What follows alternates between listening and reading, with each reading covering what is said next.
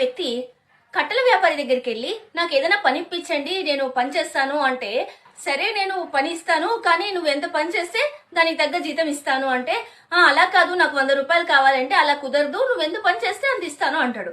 సరే అని ఒక పెద్ద కత్తి ఇచ్చి పంపిస్తాడు. అతడు ఫస్ట్ రోజు వెళ్ళి చాలా ఉత్సాహంగా 15 చెట్లను నరికి తీసుకొస్తాడు. అబ్బా, ఇంత బాగా చేసావా, నువ్వు 15 చెట్లను నరికావు, చాలా గ్రేట్ అంటూ 10 రూపాయల చొప్పున 150 రూపాయలు ఇస్తాడు. నెక్స్ట్ డే వస్తాడు, ఒక 10 చెట్లు నరుకుతాడు, 100 రూపాయలు తీసుకొని వెళ్తాడు. తర్వాత రోజు 5 చెట్లే నరుకుతాడు.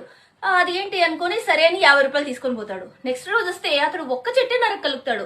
అతడు వచ్చి అడుగుతాడు, ఏంటి నాకు ఈరోజు 10 రూపాయలు వచ్చింది, నేను నా శ్రమలో ఎటువంటి తేడా లేదు, నేను ఫస్ట్ రోజు ఎలా చేశానో అలాగే చేశాను, కానీ నాకు ఎందుకో ఒక్క చెట్టుకన్నా ఎక్కువ నరకలేకపోయాను అంటే, సరే ఒక విషయం చెప్పు, నీ కత్తిని ఎప్పుడైనా పదును పెట్టావా అని అడుగుతాడు. అంటే లేదు, నేను ఈ పని చేయడంలోనే సరిపోయింది, ఇంకా కత్తిని ఎక్కడ పదును పెట్టాను అంటే, నువ్వు కత్తిని పదును పెట్టలేదు కదా, అదే నువ్వు చేసిన తప్పు అని చెప్తాడు. మనం కూడా అంతే, ఎన్నో కష్టాలు వస్తుంటాయి, మనము ఎన్నో పనులు చేస్తుంటాం, ఎంతో సంపాదించాలని ఆతృత పడుతుంటాం, కానీ మనం ఓన్లీ మన శారీరక శ్రమనే నమ్ముకుంటే సరిపోదు, మన మెదడుకు కూడా పదును పెట్టాలి. ఆ మెదడుకు ఎంత పని పెట్టి ఎంత పదును పెడితే అప్పుడే అది చాలా చురుగ్గా పనిచేస్తుంది, ఎటువంటి కష్టమైనా తీరుస్తుంది.